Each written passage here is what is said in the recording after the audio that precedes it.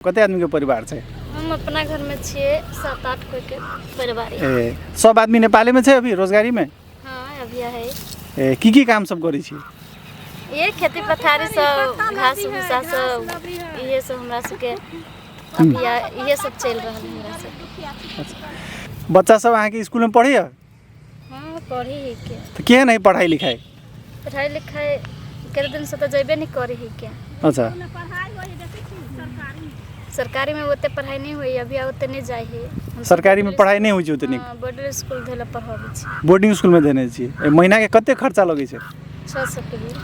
600 के महीना लगे छै बोर्डिंग स्कूल में। क्या बच्चा यहाँ के? 3टा। तीनों बच्चा बोर्डिंग स्कूल में पढ़े है। 1800 के महीना। कते कते क्लास में पढ़े है?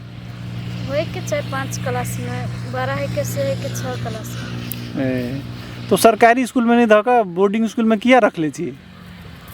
मतलब हटोगर छुट्टियाँ रही तो वही द्वारा बना से पढ़ाई नहीं हुई। सरकारी स्कूल में हटोगरी छुट्टियाँ रही है। कौन स्कूल लग में पड़ी है? कई गो है। तो टाइम में खाद मोल भेटे कि नहीं भेटे छै? किसान के जैसे से सहूलियत है कि नहीं छै? ये सब की छै कहियो तो? दिए वाला के दे है मजदूर जकरा नहीं दे है वो अपन कीन के अथी करे खेती बाड़ी।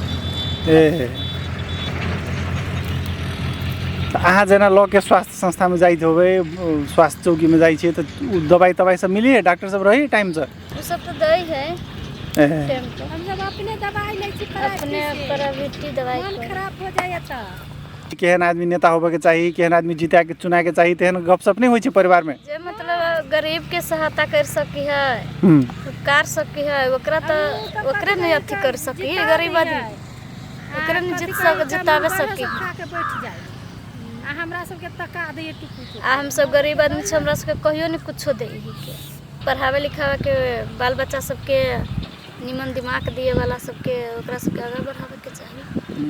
अब ऐसे हमरा सबके नहीं कुछ है।